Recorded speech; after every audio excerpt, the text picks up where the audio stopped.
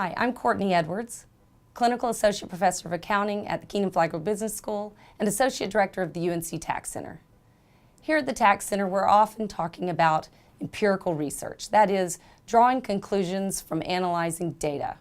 Today, I'm not going to be talking about empirical data. In honor of tax season, I thought it would be a nice diversion to instead talk about some anecdotal evidence, and that is, did tax reform help me? Did it hurt me? How did it affect me personally? So I'm going to share a little bit about my tax return this year with you, and maybe give you some insights into how tax reform has influenced individuals in the broader community. So let's start with me. So I'm a professor here at UNC. I have a salary. I have some interest and dividends. I've got some capital gains and losses. That's pretty much it for my income. And tax reform had no effect at all on how those items are going to be taxed in the current year. They're all included in my gross income. Tax reform did have a major effect, however, on the deductions that I claim. I itemized deductions, and I would have in 2018 had it not been for reform.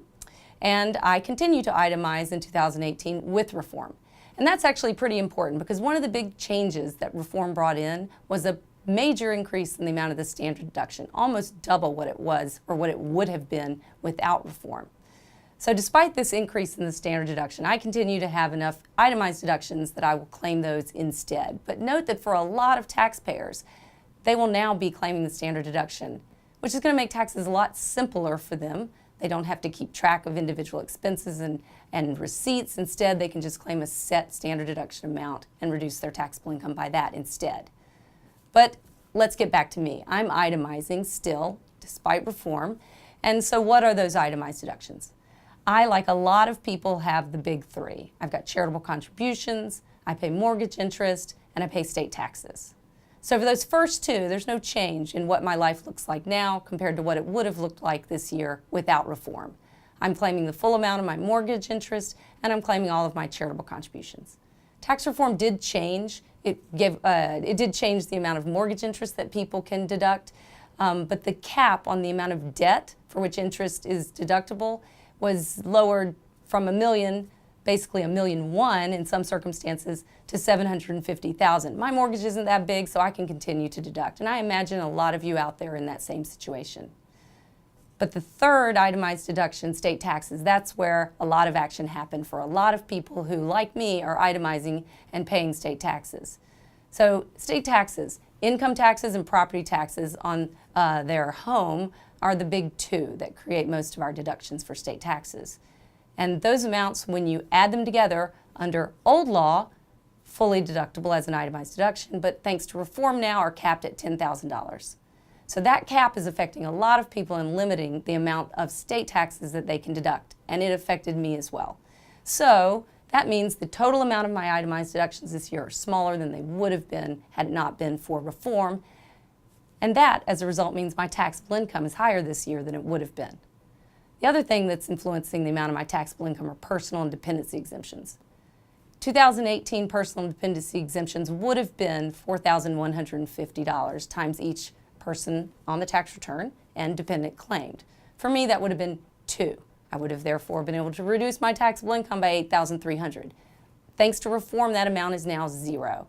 So again, thanks to tax reform, my taxable income is higher. I've got lower itemized deductions. I've lost my personal and dependency exemptions. So it's not looking really good so far. But we're not worried as much about taxable income as we are about taxes. Tax reform changed the tax rates that I use to calculate my regular tax. The tax rates have wider brackets and the rates are lower. They max out at 37 instead of 39.6. So when I apply those tax rates, I get a slightly lower amount of tax than I would have had I had that same amount of income without using those rates, using the pre-reform rates. All right, but I'm not done yet. That's just regular tax. Tax reform also had a major effect on my tax calculation because of the alternative minimum tax, AMT.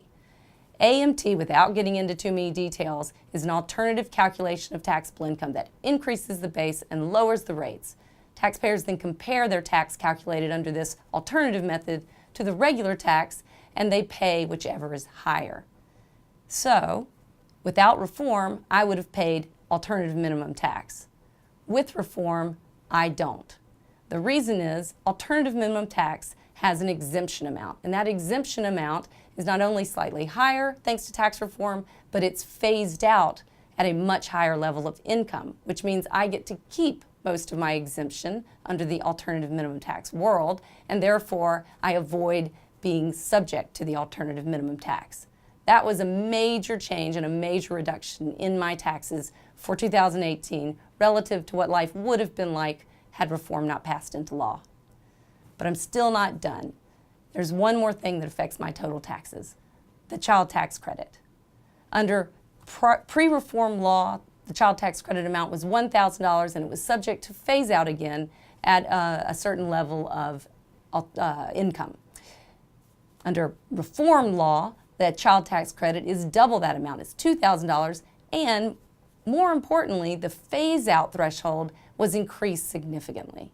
So now, thanks to reform, I'm able to claim a child tax credit for my one child who's under the age of 17. And not only that, I'm able to keep most of it, which means I get to reduce my tax liability by some portion of the child tax credit, whereas under pre-reform law, I lost it. So let's add that all up now. Income's the same, but my itemized deductions are lower, so my taxable income's higher thanks to tax reform. But my taxes are lower. And why are they lower? Because I get to claim a child tax credit and because I don't have to pay AMT.